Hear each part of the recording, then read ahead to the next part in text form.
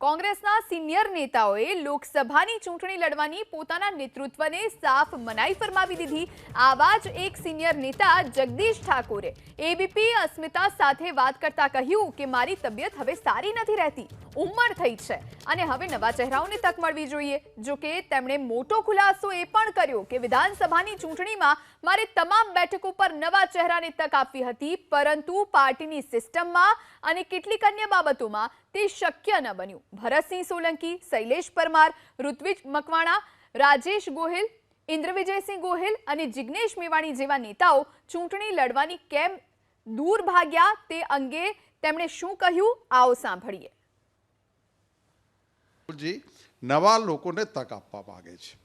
હું 3 વખત લોકસભા લડ્યો હોઉં, 2 વખત ધારાસભા લડ્યો હોઉં, તો ક્યાંક મારે મારી જાતને રોકવાની કે નહીં?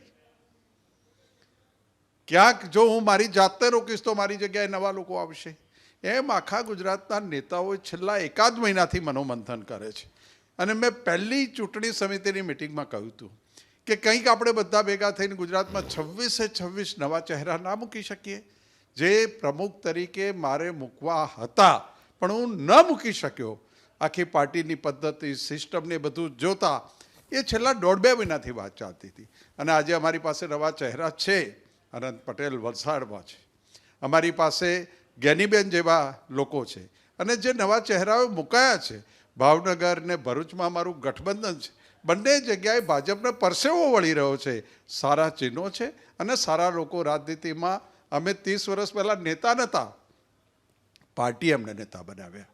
અમારા વડવાઓ હતા કોંગ્રેસના, એણે જગદીશ ઠાકોરમાંથી જગદીશ ઠાકોર લીડર એ પ્રસ્થાપિત કર્યું અને 67 વર્ષની ઉંમરે જો અમે શરૂ નહીં કરીએ, અમે કોઈક 30 વર્ષ ચાલે એવું મટીરિયલ ઉઠાવી અને પાર્ટીમાં નહીં મૂકીએ તો પાર્ટીનો દ્રોહ કર્યો એવું લાગશે। ના, જગદીશ ઠાકોરની વાત સમજાય, કેમ કે હું નજીકથી ઓળખું છું, તબિયત નથી સારી, નાદુરસ્ત રહે છે। પણ તમે જે નવા ચહેરાની વાત કરો છો તેમાં ઋત્વિક મકવાણા ના પાડી રહ્યા છે, રાજેશ ગોહિલ ના પાડી રહ્યા છે, ઇન્દ્રવિજયસિંહ ગોહિલ ના પાડી રહ્યા છે, સાથે શૈલેષ પરમાર ના પાડી રહ્યા છે, જિગ્નેશ મેવાણી જે નવો લડાયક ચહેરો જે કોંગ્રેસ લીડ કરે એવો ચહેરો છે, આ તમામ ચહેરા ના પાડે। કારણ માત્ર તબિયતનું હોય કે કારણ આર્થિક પણ હોઈ શકે? કારણ કે ચૂંટણી લડવી છે તો આર્થિક કારણ પણ હોય। એ લોકો ના પાડી રહ્યા છે પણ ઉમેદવારોની પસંદગીની પૂરી પ્રક્રિયાઓમાં એ લોકો પણ સક્રિય છે। મેં તમને કહ્યું ને, સિદ્ધાર્થ ચૌધરી નવું નામ અમારી પાસે આવે છે। અમે ગઠબંધનમાં ચૈતર અને અનંત પટેલ ટ્રાઇબલના મોટા ફેસ બન્યા છે। અમારી પાસે જે રીતે બીજા નામો આવી રહ્યા છે અને બાકીની સીટો છે એમાં પણ તમે નવા ચહેરા જોઈ શકશો।